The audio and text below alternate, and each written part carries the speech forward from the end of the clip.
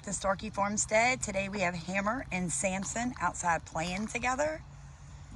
And the coolest thing, guys, I just found another person on YouTube that also has an older German Shepherd and an Argentino Dogo puppy. Those two play exactly like these two play. If you're seeing any of our shorts, you'll see Hammer literally like get on top of the puppy and hold him down. And that is a German Shepherd trait. I will say this, it won't be many more months, and unless that puppy wants to be held down, he's not going to be able to hold him down. So this is why they are supervised playing right now, because we don't want any animosity to build between the two breeds. He was fixed a year and a half ago, right, Steve? He was 2. Yeah, Hammer was about 2 when we fixed him. The puppy obviously still intact and will stay so until he's close to 2 and fully grown. Guys, if you have a large breed dog and you fix your males too soon, you're actually going to damage their joints and their bone growth. Okay, so there's a reason for testicles, and the reason is testosterone.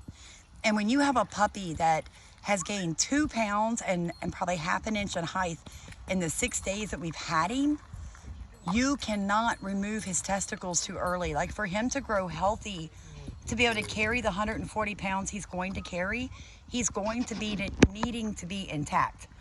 Now, Stephen was very understanding when I put off having Hammer fixed until he was 2. And I'm telling you guys, he has remarkable muscle and bone. And I really believe it's because we waited till he was older to fix him. We waited until he was his full body size. Until he started roaming. Yeah, that's really when we fixed him, when the dogs on the back street went into heat and he began to disappear. Because as well trained as he is, my husband kept telling me, honey, he's a guy and, well, he's going to chase the girls. And he did. So we did have him fixed by the time he turned 2. But look at the size of him. Like, I honestly do not believe that he would carry the weight he carries as well, or the muscle tone, or the strength that he has, had I fixed him too early. Hi, Samson. But like I said, when you're introducing a puppy to an older dog, especially when you're dealing with power breeds, you really, really need to have supervised play. You need to have supervised play. It's our job to redirect Hammer if he gets like if he starts to notice a puppy too much. It's one thing if the puppy gets in his face and starts to play with him. It's another if he notices the puppy and runs over and bothers the puppy. Okay, that's not what you want. You want him to be able to ignore the puppy like this. Good job, Hammer. He's like, I about had enough, Dad. That's it. Sit.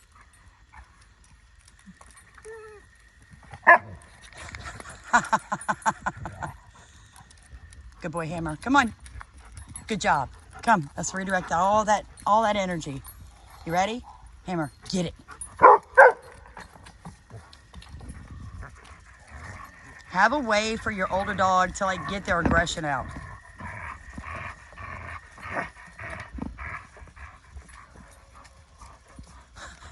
Are you helping?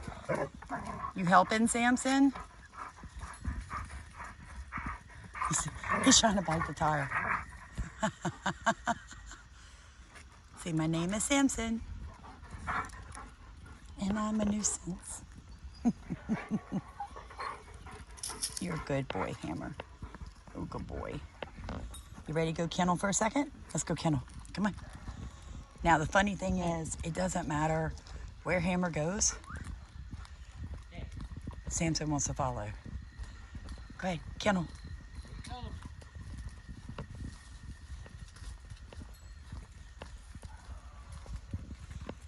So that tells you right there that Hammer is not too aggressive with him, or he'd have given up. Hammer, kennel. Good kennel, Hammer. Good kennel. Nope, Samson, back up. Good boy. Good boy. Good come. Come on, Samson. So this breed was bred basically to hunt mountain lions. Yeah, over there in Argentina, they got a bunch of mountain lions and cougars and stuff like that, cats. They were protecting the wildlife, not the wildlife, their cattle, people's cattle, all of that kind of stuff, their families and everything. It's a big breed. They come, And if you really go through their paperwork, it's a whole bunch of breeds Yeah. mixed into one to come to that one dog. So, Would you say that a first-time dog owner should own this breed? no. No. No, I agree.